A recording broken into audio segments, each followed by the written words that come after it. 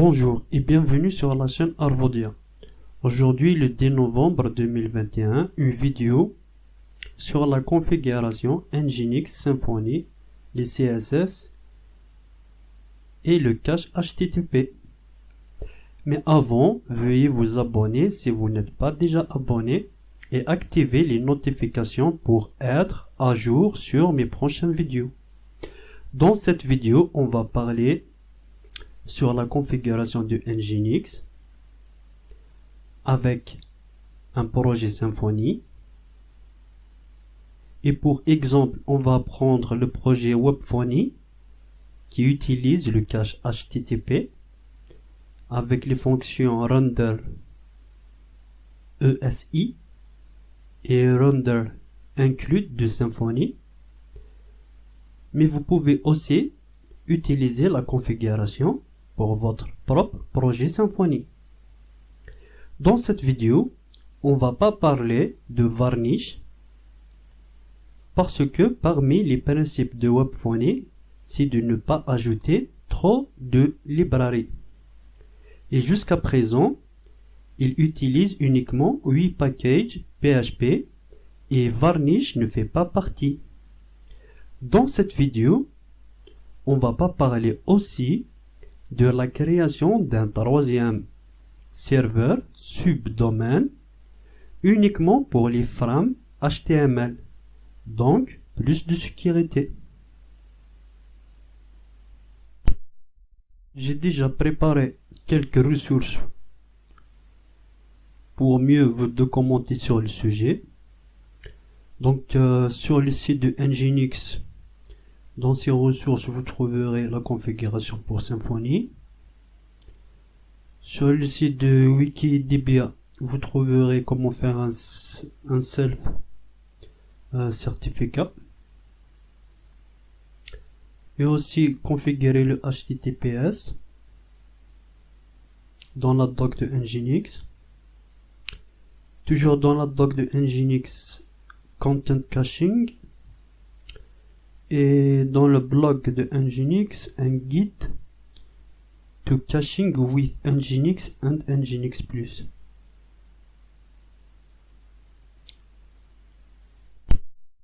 Et maintenant, sur notre terminal, on peut voir le dossier de notre projet Webfony. Et aussi, en sudo, on peut voir les projets, les sites de Nginx. Donc c'est etc Nginx site alt. Et voilà. On va créer un nouveau fichier. On va l'appeler Webfony. On va copier la configuration pour Symfony.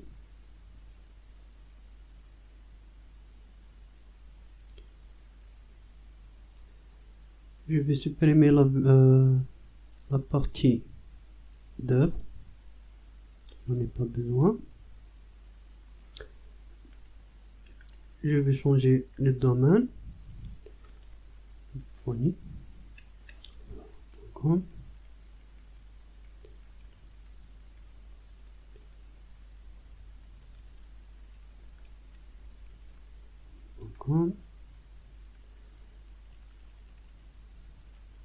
Webfony public. La version de PHP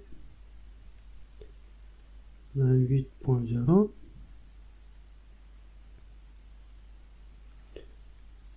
Je vais changer le nom du fichier log access CRL.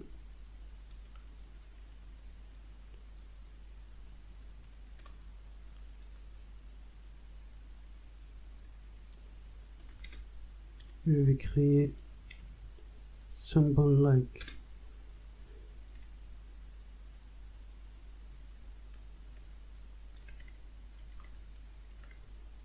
dans site enable.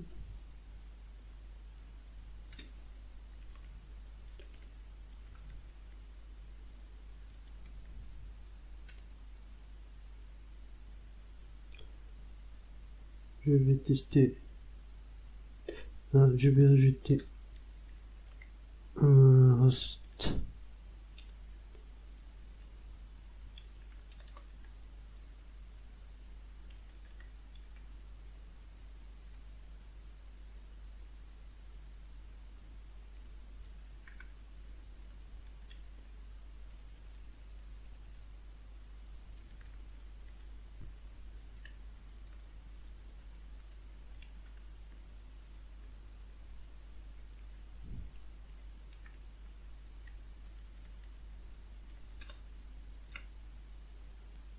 On peut tester avec la commande nginx xt.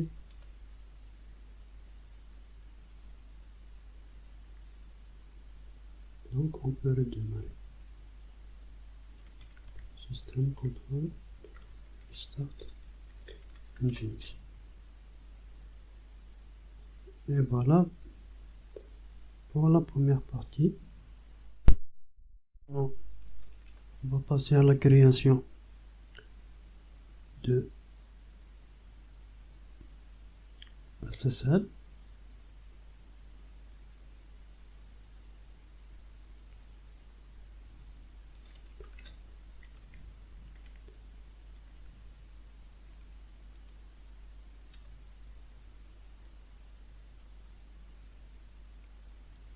Je vais copier cette ligne.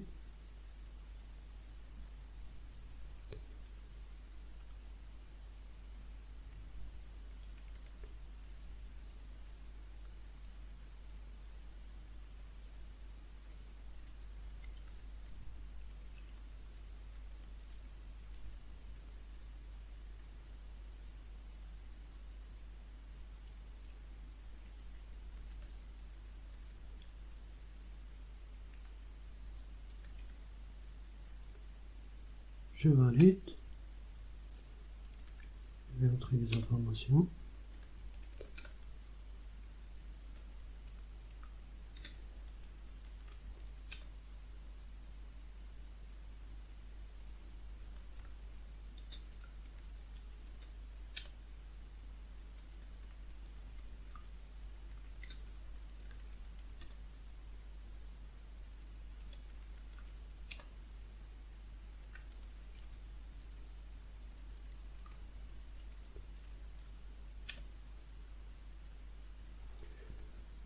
Ensuite, on doit changer le judgment du fichier SSL.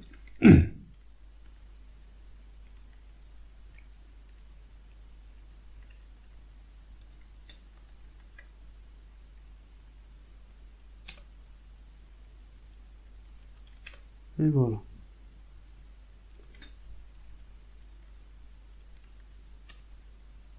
Voilà le fichier. On va configurer les ports et les certificats.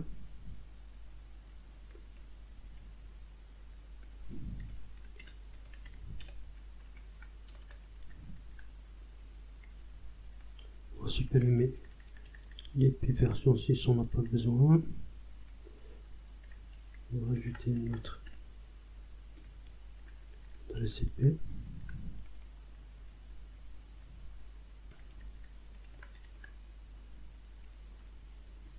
Voilà. On va aussi ajouter la configuration des fichiers qu'on a générés.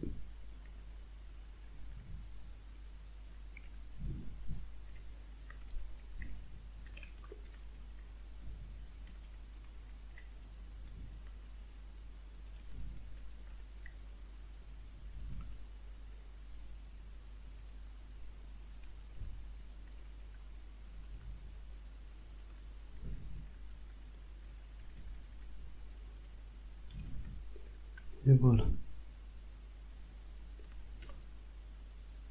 Maintenant, on va tester.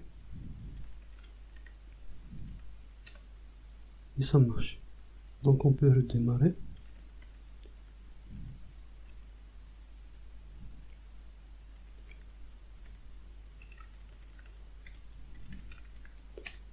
et ça passe. On va aussi ajouter une redirection avec une petite condition.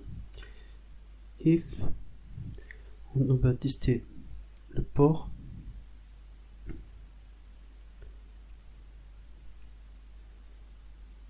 c'est égal à HTTP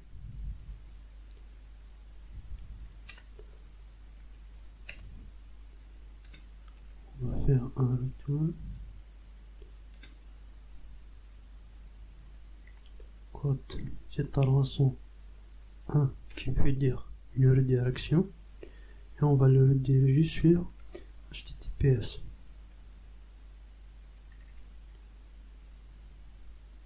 Vers le serveur name et aussi ajouter les paramètres de la request.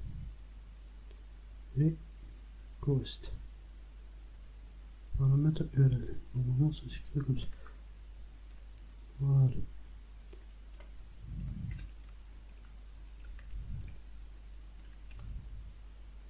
Donc il teste le port HTTP. Il teste le port c'est égal à HTTP. Il va faire une redirection vers HTTPS avec un code de requête 301. Valide. On teste. Et ça n'a pas marché.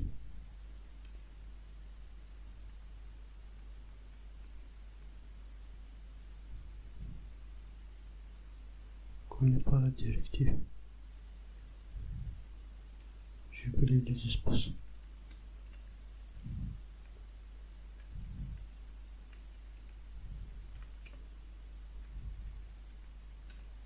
Et voilà, ça passe.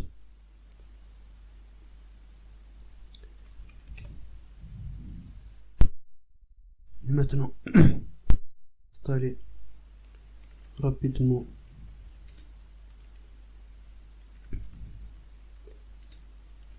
Webphony.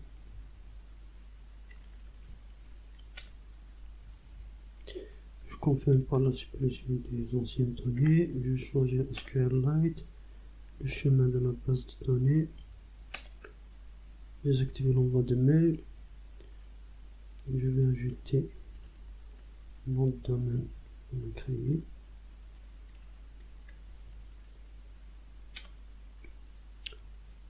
Choisir HTTPS et je valide. Je vais créer du contenu facultatif. La data texture. Je confirme.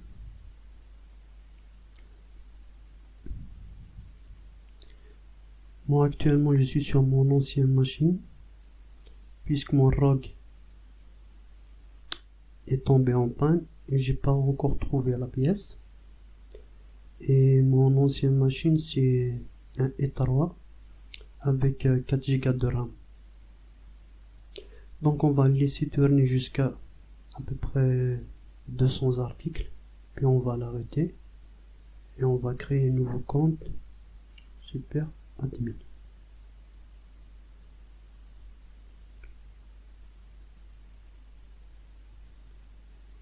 Cette commande elle permet de créer du contenu à l'infini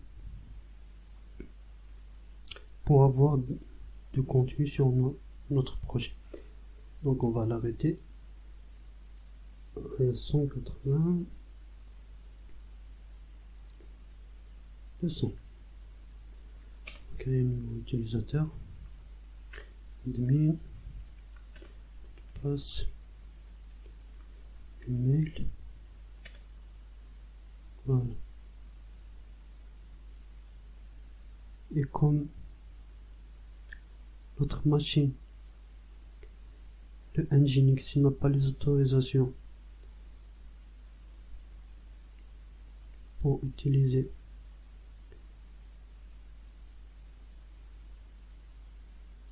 les fichiers créés par notre utilisateur, je vais juste changer les permissions des fichiers. On a déjà cette commande. C'est une commande expérimentale. Vous pouvez avoir la documentation sur Symfony, file permission. Donc je fais continue. Voilà. Là, juste changer le touch mode des fichiers qui se trouvent dans le dossier var, etc. Et maintenant, on va lancer notre site. Donc c'est Firefox, si je me souviens, new tab webphony.com. On valide. Et normalement, ça doit être de HTTPS. La redirection, je sais pas pourquoi ça n'a pas marché. On va voir.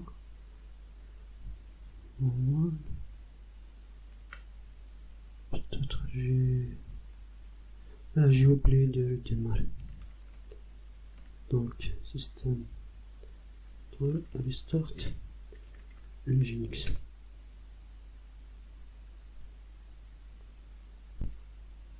Et maintenant, on va réouvrir notre site de nouveau. Et voilà, on est redirigé sur le HTTPS et on va accepter. On va se connecter.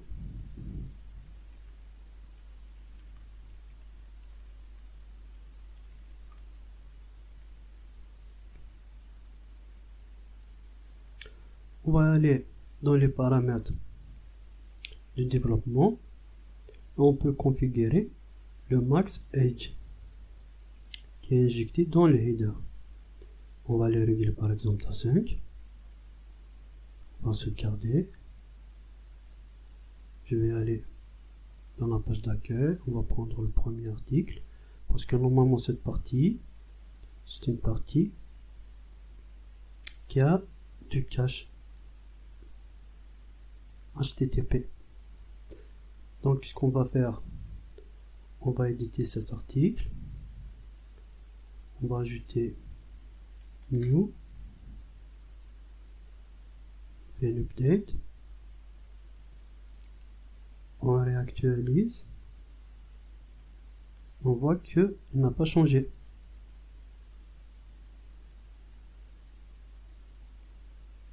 Je vais essayer de supprimer le cache.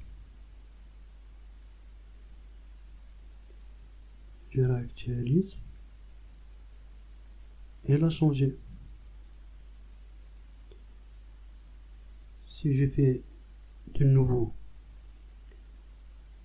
éditer l'article,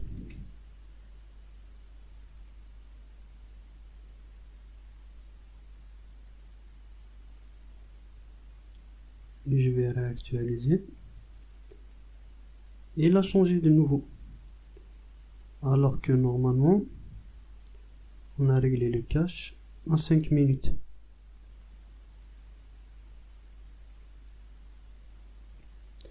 Donc, qu'est-ce qu'on va voir? Comment renforcer le cache HTTP avec Nginx. On va ajouter les configurations. Mais juste avant, je vais vous expliquer comment ça tourne derrière avec Webphony. Donc, par exemple, je vais essayer la recherche sur Lander USI.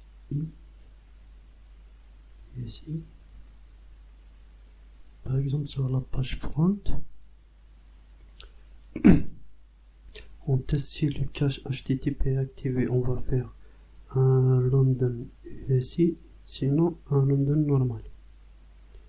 Le ESI, il utilise le cache HTTP. Il appelle le contrôleur. On va voir le contrôleur qu'il appelle Holding. Voilà. Article promo. Le article promo, il appelle la fonction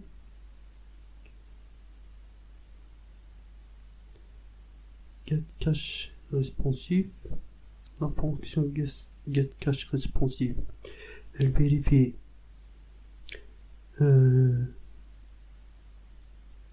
cache max age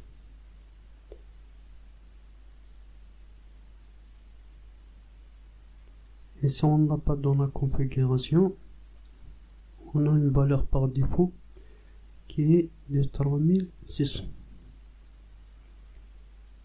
Si le cache est désactivé, il va pas ajouter les headers, sinon il va faire un site public, un site max age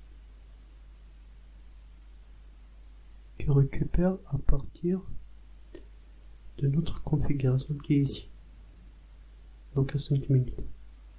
Voilà en gros comment ça marche. Donc on a le cache pour home article promo,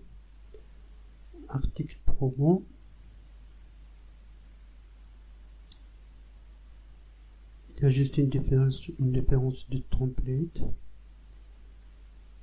article récent, article top. Donc tout ce contenu, il utilise le cache.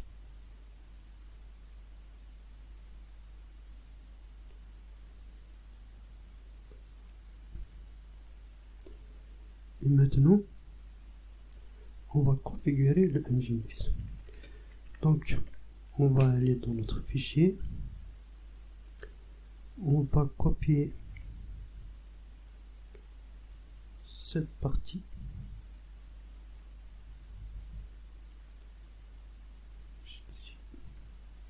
Voilà.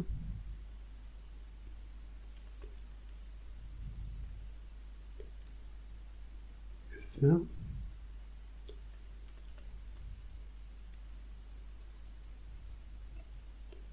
celle-là. On va changer les ports. Par exemple, ici, on va faire de 80. On va ajouter 8. Voilà. Je vais aussi copier cela. Juste ajouter cache. C'est pour les fichiers de log.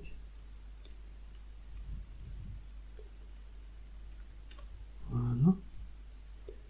Vous pouvez trouver sur Nginx comment y faire.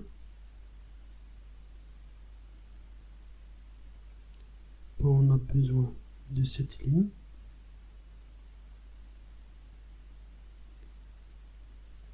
Bien sûr, on va la modifier.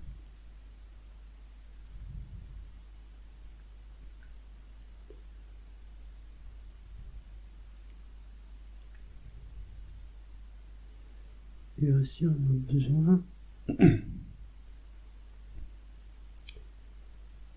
de cette ligne. On va la modifier aussi.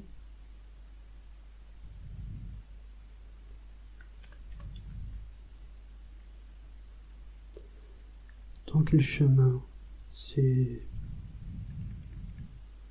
etc Nginx Keyzone. Donc le Keyzone c'est un emplacement, un magasin en mémoire pour les clés de cache, pour éviter de récupérer sur le disque des caches associées.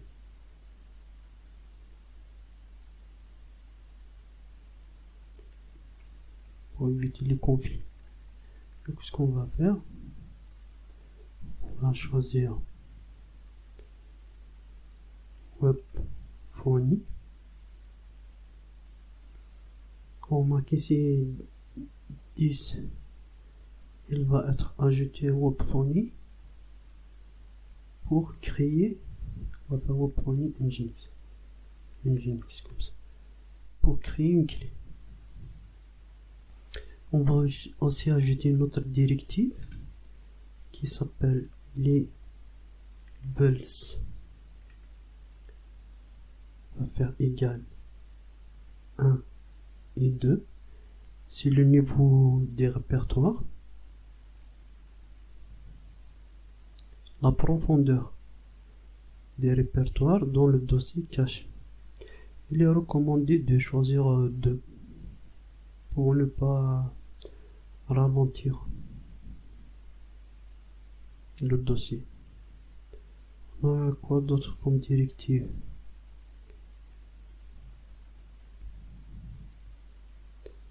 On n'a pas besoin de celle-là, mais de celle-là. Vous pouvez trouver leur définition sur Nginx. Nous, on va configurer max size égale à 10 giga. Donc, qu'est-ce qui se passe? C'est la taille maximum du disque de cache. Lorsque cette taille limite est atteinte, les copies les plus moins utilisées, ils vont être supprimées. On va aussi ajouter notre directive qui s'appelle inactivate. On va faire égal à 24 heures. Définit le délai après lequel une copie inutilisable peut être supprimée. Et aussi, on va ajouter une directive qui s'appelle use temp path égale off. On peut l'activer, on peut le désactiver. L'écriture des copies mises en cache sur un chemin temporaire avant qu'il ne soit déplacé vers le chemin permanent. Désactiver cette directive est recommandé pour éviter les opérations inutiles du système de fichiers. Donc normalement, c'est tout ce qu'on a besoin. Ensuite, ici, on va ajouter quelques directives. On va ajouter une directive proxy site header. Le host, on va l'ajouter. On va ajouter le host dans le header. Donc on va le récupérer la variable host et on va l'ajouter dans le header. C'est utilisé quand vous... Il est utile pour les requêtes avec JavaScript comme les includes, etc. On va aussi ajouter dans le header le X real IP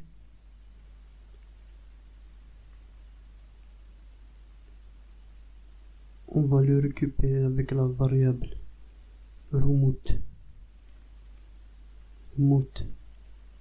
ADR et voilà. Donc ça, vous pouvez ne pas l'ajouter, mais dans notre cas, on utilise dans notre application des requêtes Ajax, etc. Donc on a besoin d'essayer. Ici, proxy pass On va choisir https webphony.com et on va le pointer vers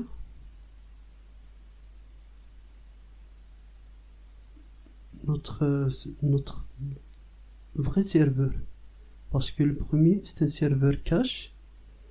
Ensuite il va pointer vers le vrai serveur. Donc nous on a fait 8443, c'est ça. Voilà, 8443. On va aussi ajouter d'autres directives.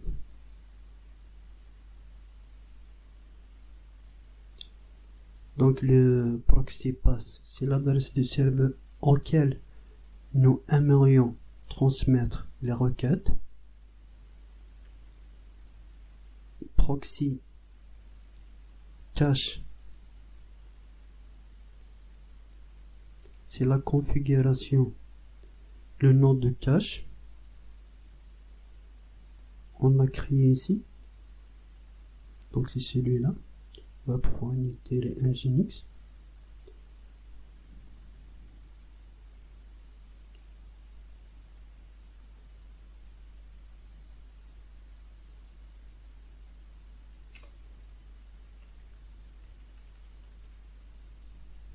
On va l'ajouter ici.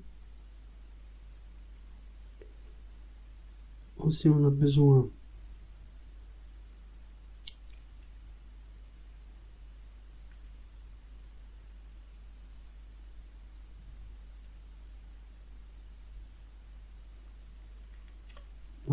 de proxy cache key.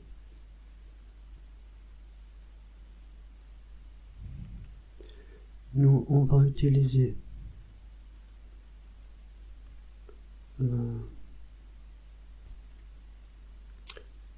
c'est une clé, celle-là c'est une clé utilisée pour stocker la copie. Le résultat de cette clé est converti en MD5. Donc nous, qu'est-ce qu'on va faire? On va utiliser le protocole plus, on va récupérer le protocole plus le host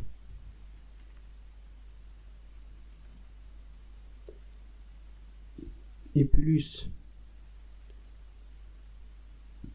donc ça j'ai pas fait dire c'est host, oui, plus la requête, la request, l'URL de la request, le URI. Déjà comme ça c'est pas mal. Mais on va aussi ajouter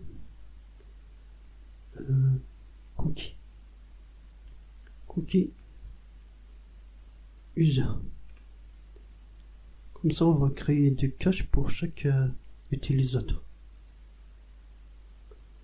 On a aussi besoin d'une directive lock qu'on va paramétrer à on.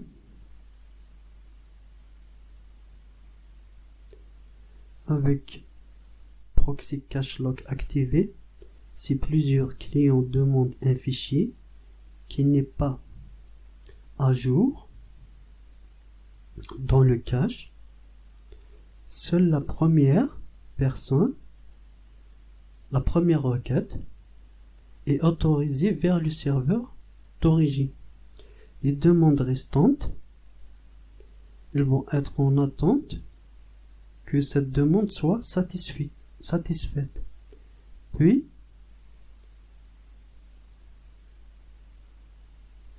utiliser les fichiers de cache créés. Si on va la régler à off, Donc c'est toutes les commandes, toutes les requêtes qui vont essayer de créer un cache.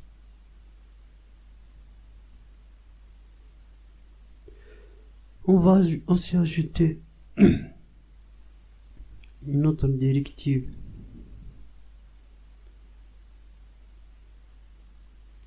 C'est on peut la trouver ici.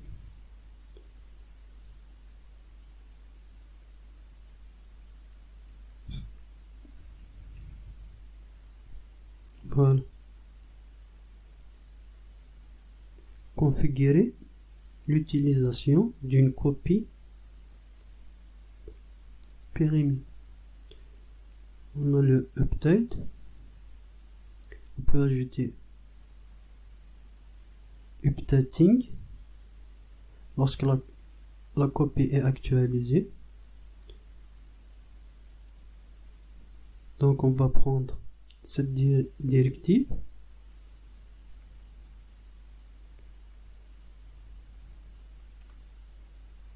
On va juste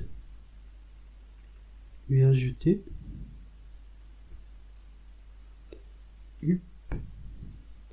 updating.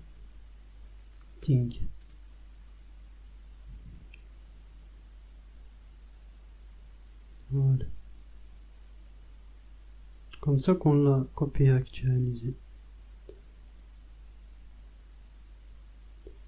Pour les autres, c'est la copie à échouer. Vous pouvez trouver plus des explications sur la documentation. On va aussi, je sais pas si on va la trouver ici, add header.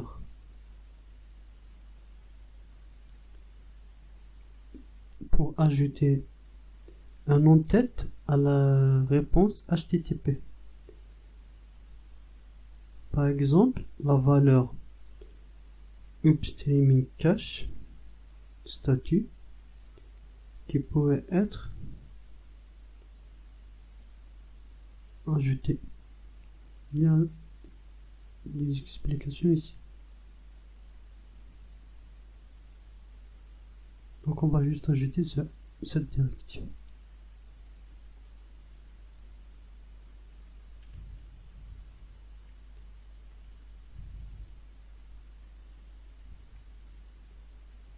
Voilà. Cela, on va la supprimer. Celle-là aussi. Donc, et voilà, on a notre serveur de cache qui fait une redirection sur notre serveur. On va voir si ça marche.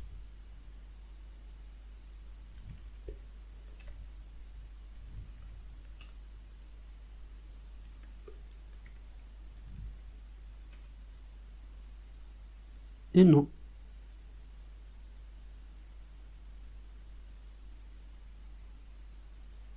On va voir pourquoi. La directive inactivate n'a pas reconnu.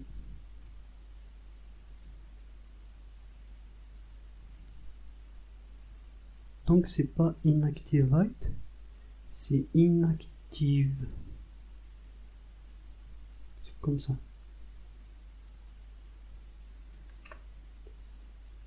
On recommence et ça passait.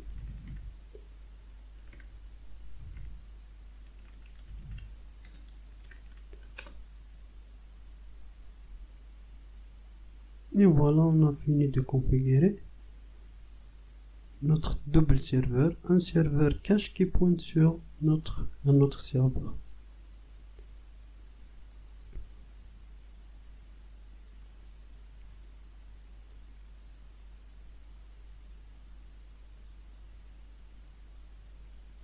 Donc maintenant, on va actualiser ici. On a deux. Sont bien. On va modifier à 3.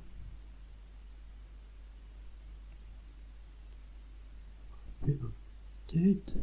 On actualise. Normalement, il ne devrait pas changer. Attends. Je vais juste supprimer le cache. Peut-être il faut fermer le navigateur. Donc on va essayer de fermer le navigateur. Attends, j'ai bien supprimé le cache. Afficher les détails. Normalement, j'ai supprimé le cache. Je vais essayer de fermer le navigateur. Je vais les réouvrir. Ou bien il faut attendre 5 minutes. Je sais pas, attends voir. Normalement, ça doit marcher.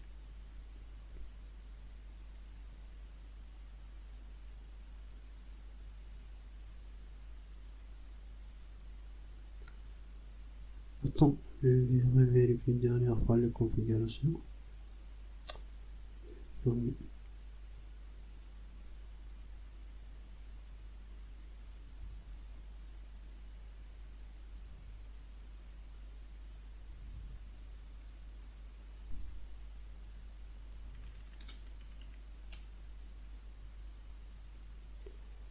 Donc on a notre serveur ici.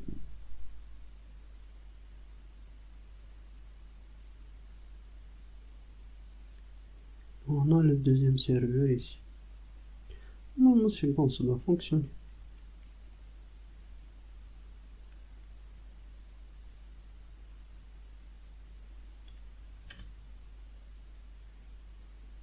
On a notre article A3.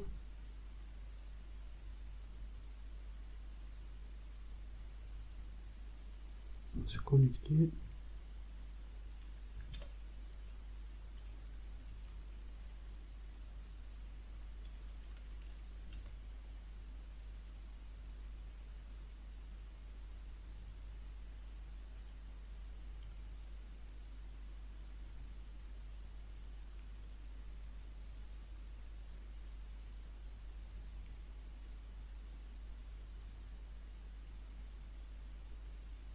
Bien le fait qu'on est en mode div. Voilà, ça marche. C'est bon.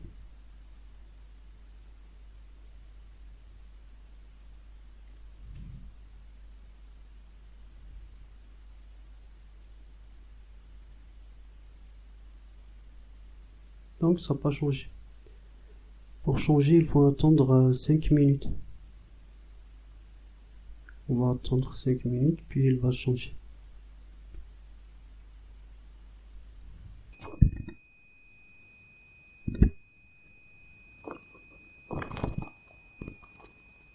Voilà. Voilà, 5 minutes sont passées. Et maintenant, on va réactualiser la page. On voit bien que le titre a changé. Je vais profiter de l'occasion pour vous parler rapidement de Webphony. Webphony utilise aussi d'autres caches. Par exemple, les articles qui sont écrits avec l'éditeur JS sont décodés une seule fois. Puis si le contenu n'est pas changé, il va juste utiliser le cache. Donc il ne va pas redécoder à nouveau les fichiers JSON. La même chose pour le markdown. Et aussi, ça se peut que les millièmes de seconde ne soient pas affichés comme maintenant. En mode div, vous pouvez désactiver le cache pour voir les millièmes de seconde. C'est dû au fait que la technique que j'ai utilisée pour les contrôleurs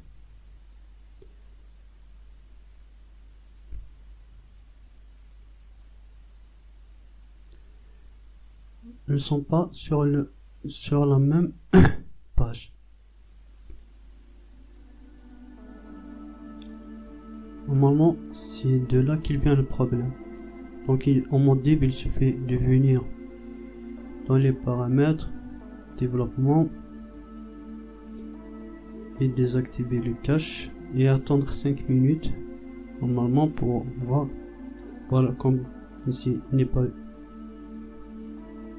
non, sans attendre 5 minutes. Je vais actualiser, il s'affiche. Donc 600, voilà, c'est entre 80 à 150 millièmes de seconde. Webphony utilise aussi du cache pour les rubriques. Il fait une requête récursive qui permet de générer un fichier de configuration. À l'intérieur, il indique les rubriques qui contiennent un contenu public. Ainsi, dans toutes les requêtes, il va chercher uniquement les articles selon les rubriques qu'ils ont de contenu. Ainsi, on gagne du temps. Voilà, on est arrivé à la fin de la vidéo. Si vous avez aimé la vidéo, vous pouvez faire un like. Si vous êtes à la recherche d'un abonnement d'un site web ou bien pour acheter de code source, vous pouvez me contacter sur ma boîte mail arvodia@hotmail.com. Sur ce, je vous quitte et à la prochaine fois.